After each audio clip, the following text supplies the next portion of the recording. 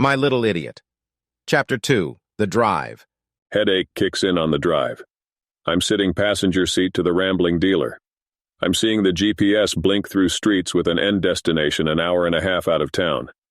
Like they thought a girl could go that far, leaving her phone behind and just head out for a hookup. Head aches as the dealer is talking. Head aches as the junkie in the back seat responds. I consider grabbing the wheel and veering it into a building or waiting for when we get onto the highway and forcing a dramatic accident. This would bring too much attention of the police. People pay too much attention to loud crash sounds. Headaches as we veer onto the highway at a half-paced speed. Some people are junkies. Some people are dealers. Some people are both, I suppose, but there is a line you cross becoming a dealer. There is a theoretical dealer who just deals straight to healthy, normal people who check all their products for any harmful substances. This person, however, is entirely theoretical. Dealers prey on junkies, sometimes for their own habits, sometimes on their friends that are junkies to help accommodate their need for cash. It feels just as likely that a dealer is driving to the outside of a homeless camp to give a fix to a toothless man, as it is to be dealing to a young, self-medicating girl. These drugs they deal are so shamelessly cut they don't know what they are dealing. In the current climate, it is impossible for any dealer to be ethical. Worse, dealers are famous for exploiting people who need their fix. This one is worse, as they are in human trafficking. I normally wouldn't worry about the problems of the world, dealers or junkies, but they took my little idiot. Head aches as I tune out the chatter. I know sometimes they speak to me, but I don't remember how I respond. If you were to believe others, dealers are not these straw men but fully realized people. I cannot do the math in my head to make this make sense. I don't care what lead them to their role in society. I just care about my little idiot. Their role to my little idiot is obvious. They are predators. This draft of them isn't a straw man. It is their flesh.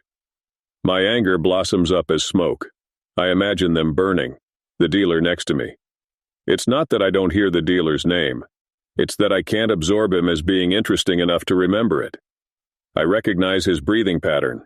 He's afraid. Head aches as we go to a rest stop. I stop the dealer's hand as he reaches for his phone from its holster. We share a stare. He moves his hand back. He leaves the car. The junkie leaves the car. In the back seat, I find a mostly used spiral notebook. I rip out the metal binding. Dealer goes to the bathroom. The charm of breathing in the night air is everywhere I go. The wind hits me outside of the car. Fresh air. With 20% of the oxygen we breathe going to the brain, the fresh air helps lend you optimal function.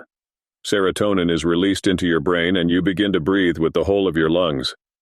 You are a hunter from 2,000 years ago. You carry your bow at your side. The bathroom tile floor is poorly lit and unwelcoming. I move in like a draft from a door left ajar. The dealer's senses sharpen when he feels the metal wire pulling back against his throat. Twisted from behind, he first tries to scratch the wire from his throat, and then attempts to move away from me. I pull him to the floor, and his weight lays on top of me as he thrashes for air. The difference in our strength is too vast. It takes too long. The shuffling and the lose of life. The dealer has his car keys taken from him as he is left dead on the truck stop bathroom tile floor. Quick search of the bathroom shows it is empty. Walk outside. Inhale. Find junkie waiting outside. We're going, I say to the junkie. Where's Ron? Asks the junkie. We're leaving him behind, stealing his car. Don't worry, he will get back fine, I respond. Gentle, what did you say to him in there? The junkie asks. The clouds shift, the night lamps flicker, and the atmosphere changes. My head feels clear now that the dealer isn't talking. The clapping noise caused by the ventilation of an open window replaces the chatter as I drive to the destination with the junkie sitting silent in the passenger seat. This junkie let the dealers take my little idiot. Let them traffic her. I think about slicing him up and feeding him to cannibals. I can't remember the last time I saw a movie, but I imagine there are many movies that have this as the final beat. What a sweet fantasy of wish fulfillment. To know cannibals and to get to feed the antagonist to them. I get it, the junkie isn't an antagonist and that cannibals like that don't exist. But what a sweet fantasy. Steering hurts my hands. They are covered in blisters and the tight imprint of metal.